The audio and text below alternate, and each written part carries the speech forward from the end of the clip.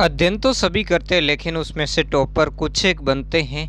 वो क्यों बनते हैं, उसका क्या रहस्य है? उस रहस्य के से आज हम पर्दा हटाएंगे।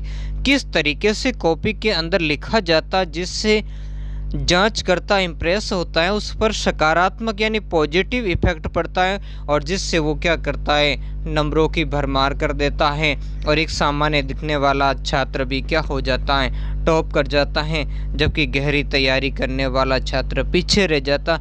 इसका क्या कारण है, इसका रीजन क्या है? उन रीजन का तो मैंने मेरे दूसरे चैनल स्टडी 58 के ऊपर 2 वीडियो अपलोड कर रखे हैं, उन वीडियो को जाकर के देख लीजिए। लेकिन उस रीजन पर कैसे प्रश्न लिखे जाते हैं, कैसे प्रश्नों का उत्तर दिया जाता है, ताकि एग्जामिनर पढ़ते ही हमें क्या दे, फट से नंबर दे दे। एग्जामिनर के पास लिमिटेड टाइम होता है, वो उतना टाइम नहीं होता कि वो कचरा पढ़े। तो फिर कैसे पॉइंट टू पॉइंट लिखें और सही बात लिखें, ताकि एग्जामिनर फट से नंबर दे और आगे की जो बातें हैं पॉजिटिव धारणा बने, और आने वाले प्रश्नों के अंदर भी वो हमारे फुल मार्क्स देते हुए आगे बढ़ जाए। तो आज के इस सेक्शन में मैं इसी तरीके से मैंने प्रश्नों का उत्तर दिया है। इस सेक्शन को देखने के बाद आपके नंबरों के अंदर 10 नंबर की वृद्धि होगी। आपके कुल अंकों के अंदर कितने नंबर की बढ़ोतरी होगी? 10 नंबर की। तो नमस्कार विद्यार्थियों, मैं हूं अशोक कुमार और आपका मेरे चैनल कबीर क्लासेज 58 में स्वागत है। वीडियो को लाइक करें, लाइक करने के साथ साथ शेयर करना न भूलें। अगर आप मेरे चैनल पर पहली बार आए हो तो चैनल को सब्सक्राइब करना न भूलें। तो आज का हम क्वेश्चन संख्या 200 प्रारंभ करेंगे। क्वेश्चन संख्या 199, 1 से लगाकर 199 क्वेश्चन का आंसर दिया जा चुका है, जिसमें 3 टाइप के प्रश्न थे। वस्तुनिष्ठ यानी अबसद वाले प्रश्न, वन लाइनर प्रश्न यानी एक लाइन में जिसका उत्तर देते हैं, या कह सकते एक शब्द वाले उत्तर, रिक्त स्थान वाले प्रश्न। ये सारे के सारे प्रश्न 1 अंक के थे। इनसे संबंधित पार्ट नहीं देखे हैं तो मैंने 6-7 पार्टों में ये सोल्व करवाए हैं, तो उन्हें जाकर के चैनल के अंदर जाकर के मिशन मेरिट कक्षा 10 मिशन मेरिट नामक प्लेलिस्ट बनी, उस प्लेलिस्ट में ये सारे मौजूद हैं। तो आज का सेक्शन हम प्रारंभ करते हैं। उससे आगे क्वेश्चन संख्या 200। तो क्वेश्चन संख्या 200 क्या पूछा? अशोक द्वारा प्रतिपादित धम्म क्या? सीधा सा देखो, समझना है, बात को पकड़ना है। क्या पूछा है? अशोक के धम्म के बारे में पूछा है। क्या? तो धम्म को ही बात लिखनी, और कोई यहाँ कचरा पत्र नहीं देना आपको, इधर उधर की बातें आपको नहीं लिखनी है, एग्जामिनर को घुमाना नहीं है, पॉइंट टू पॉइंट आप लिखोगे। अशोक ने मनुष्य की नैतिक उन्नति हेतु जिन आदर्शों का प्रतिपादन किया उन्हें क्या कहा गया? धम्म। फिर आप लिखोगे धम्म की परिभाषा, कि अशोक के धम्म की परिभाषा दूसरे और 7वें स्तंभ लेख में दी गई। उसके अनुसार पाप क्रम से निवृत्ति, विश्व कल्याण, दया, दान, सत्य एवं कर्म शुद्धि ही क्या है? धम्म है। इस तरीके से आप पॉइंट टू पॉइंट लिखोगे। दूसरा प्रश्न है, जलियांवाला बाग हत्याकांड पर संक्षिप्त टिप्पणी लिखी। आपके लिए ही मैंने आज इतनी बड़ी मेहनत की है कि ताकि बच्चों को मैं लिख करके बताऊं, लिखा हुआ बताऊं, ताकि बच्चे क्या करें, इसके माध्यम से ऐसे ही लिखना सीखें। और ऐसे ही आप लिखना जानते हो तो आप चले जाइए मेरे ब्लॉग पर, कबीर क्लासेज 58। उस ब्लॉग के ऊपर आपका पूरा क्वेश्चन बैंक, उसके आंसर, आपका मॉडल पेपर हल सहित उपलब्ध है। और भी जो कोई नई अपडेट्स अगर आएगी तो वो आपको उसी ब्लॉग कबीर क्लासेज 58 ब्लॉग पर मिलेगी। इसके लिए आपको क्या करना है, सिंपली गूगल के अंदर जाना है, और गूगल के अंदर हिंदी या अंग्रेजी जैसी भी भाषा में, या फिर आप उसमें बोल करके भी ये बोलना कबीर क्लासेज 58, फिर कबीर क्लासेज 58.blogspot.com पर आपको चले जाना। ये प्रश्न भी आपको वहीं प्राप्त हो जाएंगे। तो इस प्रश्न की हम टिप्पणी करनी है संक्षिप्त, मतलब थोड़े रूप में आपको टिप्पणी करनी है। हम थोड़े रूप में ही करेंगे कि 13 अप्रैल 1919 को रॉलेट एक्ट के विरोध में अमृतसर के जलियांवाला बाग में आयोजित सभा पर जनरल डायर ने गोलियां चलाई, जिसमें निर्दोष स्त्री, पुरुष और बच्चों की निर्मम हत्या होगी। ऐसे लिखना है। बातें तो बहुत सारी किताब के अंदर दी है, लेकिन टॉपर का विश्लेषण यहाँ से होता है कि किस तरीके से वो वाक्यों को जोड़कर लिखा है। यही तो है इफेक्टिव लाइन। सरकारी आंकड़ों के अनुसार 379 व्यक्ति मारे गए, जबकि कांग्रेस समिति के अनुसार मरने वालों की संख्या 1000 के लगभग थी, और इसे ही जलियांवाला बाग हत्याकांड के नाम से जाना जाता है। ये तो ट्रेलर है। आगे देखिए मैंने किस तरीके से प्रश्नों के पॉइंट बना करके लिखे हैं, और वैसे ही आपको सभी प्रश्नों के पॉइंट बना करके ही लिखने। इन प्रश्नों में भी मैंने 2 टाइप के प्रश्न यहाँ आपके लिए लेकर आया हूँ। अगला क्वेश्चन संख्या 202, राजस्थान में सीमेंट उद्योग पर टिप्पणी लिखनी है। टिप्पणी का मतलब लंबा चौड़ा नहीं, 2 नंबर का क्वेश्चन है। 2 नंबर का क्वेश्चन आप 3 से 4 लाइनों में ही आपको समेटना है।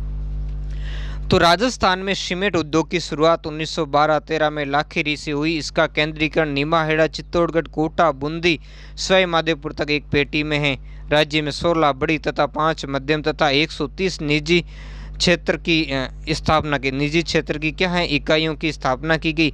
राज्य में देश के कुल उत्पादन का 16% क्या होता है, सीमेंट का उत्पादन। बहुत सारा है लेकिन आपको इसमें इतना ही लिखना है। अगला हम देखेंगे क्वेश्चन संख्या 203। क्वेश्चन संख्या 200 क्या पॉइंट का ध्यान रखना पूछा क्या है, वाहन चलाते समय किन बातों का ध्यान रखना चाहिए। तो हमें यहाँ से प्रभाव देखिए, ये क्वेश्चन ऊपर वाले 2 क्वेश्चन थोड़े अलग थे, 3 क्वेश्चन यहाँ से, और मैं आपको सजेशन दूंगा कि जहाँ तक हो सके ये जो मैं आगे इनके आंसर दूंगा इसी टाइप से आप प्रश्नों के आंसर दीजिए। तो इसमें आपको यहाँ पहले तो वो प्रश्न वाली बात ही पकड़ करके यहाँ लिख देनी है कि वाहन चलाते समय निम्न बातों का हमें क्या रखना ध्यान। इस पार्ट को कहीं स्किप नहीं करें, पूरा लास्ट तक देखें। एक बार से आपके दिमाग में नहीं बैठे तो 2 बार देखें, क्योंकि वीडियो के माध्यम से जो बात देखी और सुनी गई बात ज़्यादा स्थायी होती है, फिर आप कभी नहीं भूलोगे। तो पहला हम लिखेंगे मोबाइल फ़ोन पर बातचीत नहीं करनी चाहिए, क्योंकि मोबाइल फ़ोन पर बातचीत करने से क्या होता है, ध्यान भटकता है और उससे ही क्या होती है, दुर्घटनाएं होती है। तो इसलिए सबसे पहले आप बात यही लिखोगे कि मोबाइल फ़ोन पर बातचीत नहीं करनी चाहिए। दूसरा लिखना चाहिए यातायात नियमों का पालन करना। अगर यातायात नियमों का पालन नहीं करते तो इसी कारण ट्रैफिक जाम की समस्या होती है या फिर दुर्घटनाएं भी इसी कारण होती है। तो खूब सारे नियम हैं, गति में चलाना या फिर शराब पीकर वाहन नहीं चलाना, अपनी लेन में चलाना, ये सारी बहुत सारे यातायात के नियम हैं, उनका पालन। अगला, वाहन को उचित गति से ही चलाना। इस गति मतलब स्पीड उसकी सही रखना, उचित रखना, ज़्यादा तेज स्पीड से नहीं चलाना। अगला है सीट बेल्ट व हेलमेट का क्या करना प्रयोग। तो ये सारी बातें जिनका आपको वाहन चलाते समय क्या रखना चाहिए, ध्यान रखना चाहिए। क्वेश्चन संख्या 204 है कि आर्थिक विकास की अवधारणा को समझाइए। कौन से विकास की पूछा है, ध्यान से आपको समझ लेना। तो अवधारणा का मतलब अर्थ होता है, ये बात आप ध्यान कर लेना, अर्थ तात्पर्य या जो कुछ भी आपको। तो आर्थिक वृद्धि के साथ साथ अर्थव्यवस्था की संरचना, संस्थागत ढांचे, तकनीकी, सामाजिक दृष्टिकोण में आए अनुकूल परिवर्तन ही क्या है, आर्थिक विकास है। यही इसकी क्या है, अवधारणा है। अगला क्वेश्चन संख्या 205 देखेंगे हम। तो क्वेश्चन संख्या 205 क्या कह रहा है, अपने शहर में बौद्धिक प्रश्न आपके दिमाग को घुमा देगा, लेकिन ऐसे प्रश्नों का हम चुटकियों में आंसर निकालेंगे। प्रदूषण को दूर करने के लिए आप क्या करेंगे। तो सबसे पहले पकड़ करके वही बात हमें लिख देनी है। क्या लिखनी है, अपने शहर के औद्योगिक प्रदूषण को दूर करने के लिए मैं निम्न प्रयास करूंगा। आप लड़का है तो लिखो करूंगा, और लड़की है तो लिखना है करूंगी। तो पहला हम लिखेंगे औद्योगिक इकाइयों को शहर से दूरी पर स्थापित करेंगे। क्या करेंगे, दूरी पर स्थापित करेंगे, या लिख सकते हैं शहर से, यहाँ दूरी नहीं दूर स्थापित करेंगे, ऐसा होना चाहिए, यहाँ पर दूर स्थापित करेंगे, ताकि क्या हो, शहर के अंदर प्रदूषण नहीं आए। आप देखते हो ना वर्तमान के अंदर भी इंडस्ट्रियल एरिया शहर से बाहर है, तो आप भी क्या करोगे, वैसा ही करोगे, लिखना है। दूसरा, मानक प्रदूषण यंत्र का वाहनों में उपयोग करने के लिए प्रत्येक आमजन को क्या करूँगा, जागरूक करूँगा, ताकि क्या हो, औद्योगिक प्रदूषण नहीं फैले। अगला, अत्यधिक प्रदूषण फैलाने वाली इकाइयों एवं वाहनों पर दंडात्मक कार्रवाई करवाएंगे। ये वो सारी बातें हैं जिनके कारण क्या होगा, औद्योगिक प्रदूषण को दूर करने के लिए आप प्रयास करोगे। और भी बहुत सारी बातें आप अपनी तरफ से भी लिख सकते हो, लेकिन वो बातें फैक्ट की होनी चाहिए, घुमा फिरा कर नहीं होनी चाहिए। क्वेश्चन संख्या है 206, लोकतंत्र की कोई 2 विशेषताएं। अब 2 पूछा था, हम 2 ही बताएंगे। पहले खींच के यही यहाँ लिख देंगे कि लोकतंत्र में 2 प्रमुख विशेषताएं निम्न हैं, या लोकतंत्र की निम्न 2 प्रमुख विशेषताएं। लोकतंत्र की निम्न 2 प्रमुख विशेषताएं, देखो यहाँ ऐसे अंडरलाइन कर दो, ऐसे आप क्या बनाओ, हेडिंग बनाओ, हेडिंग बना करके नीचे अंडरलाइन कर दो या ब्लैक पेन से लिखो, बहुत बढ़िया इफेक्टिव। सारी तरीके से मैंने इसमें प्रश्नों के उदाहरण देकर के आपको समझाया है, ताकि मैंने कहा ना आपके नंबरों के अंदर कितने नंबर की इस तरीके से बढ़ोतरी होगी, 10 अंकों की बढ़ोतरी होगी। लोकतंत्र में जनता अपने प्रतिनिधि चुनकर सरकार का क्या करती है, निर्माण करती है, इसलिए ये शासन किसका हो गया, जनता का शासन हो गया। दूसरा, जनता के प्रति उत्तरदायी शासन, तो लोकतंत्र में शासन अपने कार्यों के लिए जनता के प्रति उत्तरदायी का मतलब जिम्मेदार होता है। यदि सरकार जनमत का सम्मान नहीं करती तो जनता उसे बदल देती है। चुनाव होते हैं, 5 साल बाद जब ये चुनाव होगा, अगर सरकार जनता के कहे अनुसार नहीं चलती या कार्य नहीं करती तो जनता उसको क्या करेगी, चुनावों में हटा देगी। अगला है, लोकसभा सदस्य बनने के लिए आवश्यक योग्यता क्या, तो सीधा लिखोगे लोकसभा सदस्य बनने के लिए आवश्यक योग्यताएं निम्न हैं। ये तो प्रश्न है आपका, आपको कॉपी में नहीं लिखना है, कॉपी में सिर्फ प्रश्न संख्या फिर ये उत्तर और ऐसा आपको लिखना है। तो पहला लिखेंगे वो भारत का नागरिक हो, दूसरा न्यूनतम आयु 25 वर्ष या इससे अधिक वर्ष की आयु का हो, तीसरा वो भारत या राज्य सरकार के अंतर्गत कोई लाभ का पद धारण किया न हो, किया यहाँ पर लिखना आगे न हो, चौथा है वो किसी न्यायालय द्वारा पागल या दिवालिया ना ठहराया गया हो। तो इस तरीके से आपको क्या लिखना है, जवाब लिखना है। क्वेश्चन संख्या 208 हम देखेंगे, क्या पूछा है कि रॉलेट एक्ट को काला कानून क्यों कहा जाता है, तो आप लिखोगे रॉलेट एक्ट को काला कानून इसलिए कहा जाता है क्योंकि इस एक्ट के तहत किसी भी व्यक्ति को संदेह के आधार पर गिरफ्तार किया जा सकता है। या फिर आगे इसको आप 1 लिख दीजिए, जैसे इन प्रश्नों में मैंने 1-2 लिखा और इसको 2 लिख दीजिए यहाँ से। उससे अपील, दलील और वकील का अधिकार नहीं था। अगला प्रश्न है 209 संख्या, अशोक के धम्म का सार लिखिए। तो हम लिखेंगे उत्तर में अशोक के धम्म का सार क्या है, ब्राह्मणी मात्र के प्रति दया भाव रखना, माता पिता एवं, यहाँ को नहीं है, माता पिता एवं गुरु के प्रति आदर भाव रखकर उचित व्यवहार करना, दानशीलता का भाव रखना एवं पाप रहित होना, शारीरिक व मानसिक सुचिता रखना एवं जन कल्याणकारी कार्य करना। अगला प्रश्न देखेंगे, फिर से बौद्धिक प्रश्न आपके सामने आया है और बच्चे बौद्धिक प्रश्न देखते ही घबरा जाते। नहीं बच्चों, घबराना नहीं है, आपको वही लिखना जो आपने पढ़ा है, सिर्फ चेंजेस कर देना। यह पूछा क्या है, आपके विचार से सड़क दुर्घटनाओं को कम करने के लिए क्या प्रयास किए जाने चाहिए, तो आप लिखोगे कि मेरे विचार से, आपका पूछा ना इसलिए लिखोगे मेरे विचार से सड़क दुर्घटनाओं को कम करने के लिए निम्न प्रयास किए जाने चाहिए। तो आप लिखोगे क्या किए जाने चाहिए कि सार्वजनिक परिवहन के उपयोग को प्रोत्साहित किया जाना चाहिए, लोग पर्सनल वाहन, अपने निजी वाहन नहीं लेकर जाए, जो सरकारी बसें वगैरह चल रही है, रेल ट्रेनें जो भी हैं उनका क्या करें, प्रयोग करें। दूसरा है पैदल चलने वाले को सड़क पार करने हेतु फुट ओवर ब्रिजों का निर्माण करना चाहिए ताकि वो बीच में आकर दुर्घटना का शिकार न बने। अगला क्वेश्चन संख्या है 211, बड़ा ही महत्वपूर्ण है। क्या प्रश्न है कि प्रत्यक्ष एवं अप्रत्यक्ष, कैसा पूछा है कि प्रत्यक्ष एवं अप्रत्यक्ष लोकतंत्र को समझाइए। तो हम एक तो पॉइंट बना लिया, प्रत्यक्ष लोकतंत्र एक बना लिया हमने, अप्रत्यक्ष लोकतंत्र का पॉइंट दे दिए 1 और 2 कि प्रत्यक्ष लोकतंत्र के अंतर्गत जनता क्या करती है।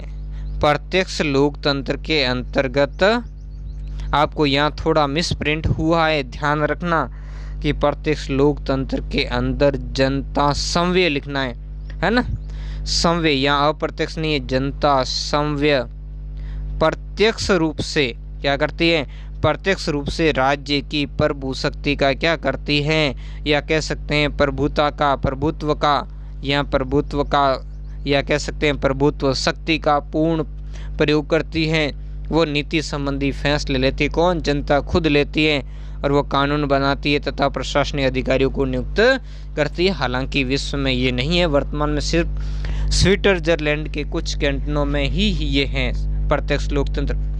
और हमारे यहाँ जो पंचायती राज के अंदर जो ग्राम सभा है उसकी बैठक जो होती है उसे क्या माना गया, इस प्रत्यक्ष जो लोकतंत्र का ही रूप माना जाता है। दूसरा देखेंगे अप्रत्यक्ष लोकतंत्र, जनता, तो इस लोकतंत्र में जनता अपने प्रतिनिधियों के माध्यम से प्रभुत्व शक्ति का प्रयोग इसमें तो जनता प्रत्यक्ष रूप से खुद शक्ति का प्रयोग करती है, इसमें जनता अप्रत्यक्ष रूप से प्रयोग करती है किसको, अपने प्रतिनिधियों के माध्यम से। और आधुनिक काल के अधिकतर देशों में यही लोकतंत्र पाया जाता है। कौन सा, जैसे भारत में भी अप्रत्यक्ष लोकतंत्र है। क्वेश्चन संख्या है 212, भारत में कैसा नियोजन है। आर्थिक नियोजन के दो उद्देश्य बताने, तो हम लिखेंगे इसको सीधा सा खींच कर ले आएंगे, प्रश्न वाला अंदर से उड़ा देंगे। भारत में आर्थिक नियोजन के निम्न दो उद्देश्य हैं। पहला लिखोगे कि आर्थिक विकास के लक्ष्य को प्राप्त करना, गरीबी की समस्या का समाधान। अब दो पूछा, ये भी सही, आप चाहो तो एक एक लाइन में इनका क्या, एक एक दो लाइन में इसका अगर वर्णन करना चाहो तो भी कर सकते हो। क्वेश्चन संख्या है 213, क्या कहता है, बड़ी अच्छी बात कहता है कि जल स्वावलंबन। देखो स्वावलंबी का आपको मतलब सबसे पहले समझ में आ जाना चाहिए। स्वावलंबन का मतलब होता है आत्मनिर्भर। तो जल के मामले में, पानी के मामले में आत्मनिर्भर हम कैसे हो सकते हैं उसके बारे में पूछा आवश्यकता है। क्यों, आप जानते हो राजस्थान का पश्चिमी क्षेत्र, जिस विषम भौगोलिक परिस्थिति, वर्षा की न्यूनता, ऐसी खूब सारी समस्याएं हैं, वही समस्याएं भर करके इनके अंदर डाल देनी है कि जल स्वावलंबन की आवश्यकता निम्न कारणों से है। पहला आप लिखोगे, वर्तमान में भूमिगत गिरते जल स्तर, स्थानीय स्तर पर प्रचलित जल स्रोतों की दुर्दशा और बड़े बांधों में बढ़ती हुई मिट्टी की गाद और वर्षा की कमी के कारण जल संकट की विकट परिस्थितियां। देखो अभी एग्जाम कब होंगे, इसके चक्कर में फंस करके अपनी दुर्दशा मत करवा देना। अध्ययन को निरंतर जारी रखना और इसके लिए मैं आपकी पूरी मदद करूंगा।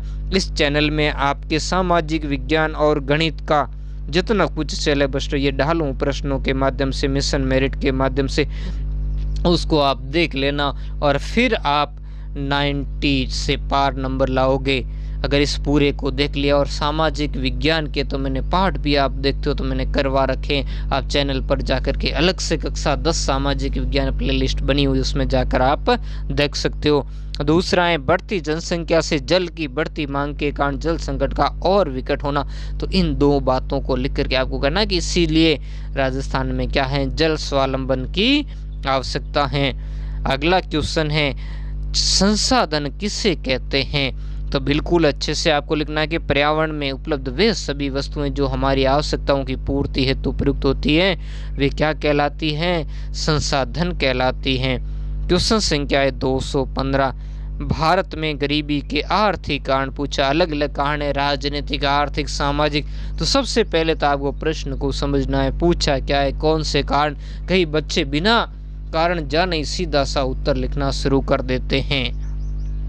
तो इसमें पहला पॉइंट देखेंगे, लघु कृषकों तथा कृषि श्रमिकों की आय जीवन निर्वाह के न्यूनतम स्तर पर होना। न्यूनतम मतलब कम से कम व्यक्तियों के पास अवसरों की उपलब्धता का कम होना। ये वो आर्थिक कारण है जिनसे क्या हो रहे हैं, भारत के अंदर व्यक्ति गरीब हैं।